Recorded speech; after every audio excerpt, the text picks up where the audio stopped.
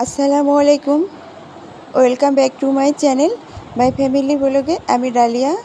আজকের এপিসোডে আপনাদের জন্য নিয়ে এসেছি অত্যন্ত মজার একটি খাবার, যেটা গরুর মাংসকেও হার মানবে।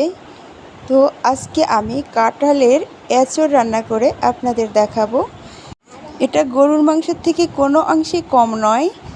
তো দেখুন আমি কাঁঠালের এঁচড়টা কিভাবে রান্না করি। আমি কাঁচা কাঁঠালটা কেটে হাতে তেল দিয়ে এই রগুলো সুন্দর করে বের করেছি, আর ভিতরে যে কোয়াশগুলো ছিল ওগুলো আমার হাতে লাগেনি। আমি হাতে তেল দিয়ে এগুলো সুন্দর করে বের করে নিয়েছি। এখন আমি চুলায় যাব। আমি প্রথমে লবণ হলুদ দিয়ে কাঁচা কাঁঠালটা একটু সিদ্ধ করে নিব। কাঁঠালটা কাঁচা, এই জন্যে কাঁঠালটা সিদ্ধ করে নিতে হবে, আর কাঁঠালের ভিতরে যে কোয়াশগুলো আছে ওটা বের হয়ে যাবে হলুদ আর লবণ দিয়ে এটা জাল করলে। কাঁঠালগুলো দেওয়ার পর ঢাকনা দিয়ে ঢেকে দেব। এই পর্যায়ে এর ভিতরে আমি 2টা আলু দিয়ে দিব। আলুটা সিদ্ধ একটু তাড়াতাড়ি হয়ে যাবে, এজন্য পরে দিয়ে দিলাম। তো এখন আবার আমি ঢেকে দিব।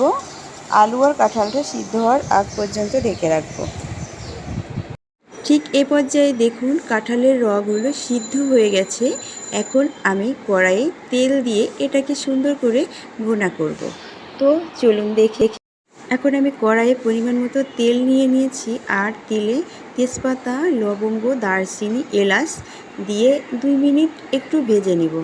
ভেজে আমি এখন পেঁয়াজ বাটা, রসুন বাটা দিয়ে দিব। এখন আমি আদা বাটা আর জিরা বাটা দিয়ে দিব। আদা বাটা 1 চা চামচ আর জিরা বাটা 1 চা চামচ দিয়ে দিলাম। আর এখন হলুদের গুঁড়া 1 চা চামচ, ধনিয়ার গুঁড়া 1 চা চামচ আর মরিচের গুঁড়া আমি 2 চা চামচ দেব। এই কাঁঠালের এঁচড়টা যদি একটু ঝাল না হয় তাহলে কিন্তু ভালো লাগবে না। তো ঝালের জন্যে আমি মরিচের গুঁড়াটা একটু বেশি দিয়ে দিলাম।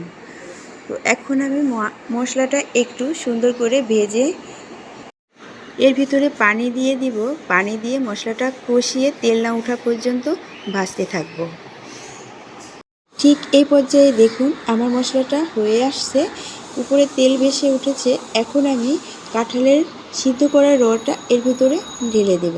আমি এটা পানি ঝরাতে দিয়েছিলাম চালুনিতে, এখন এটা দিয়ে দিলাম। এটা এখন ভালো করে নেড়ে এর ভিতরে পানি দিয়ে আমি আবার ঢেকে দেব। ঠিক এই পর্যায়ে দেখুন আমি ঢেকে দিব। ঢেকে দিয়ে হওয়া না পর্যন্ত আমি এটা ঢেকে রাখবো। এখন দেখুন এঁচড়টা হয়ে আসছে, মানে নিচে কোনো পানি নাই। এটা একদম ভুনা করে ফেলবো, এর ভিতরে একটু পানি রাখবো না। মশলাটা একদম কাঁঠালের রোয়ার গায়ে গায়ে লেগে থাকবে, এভাবে মাংসের মতো সুন্দর করে ভুনা করে ফেলবো। একদম গরুর মাংসের মতো আমি এই কাঁঠালের এঁচড়টা রান্না করে ফেললাম।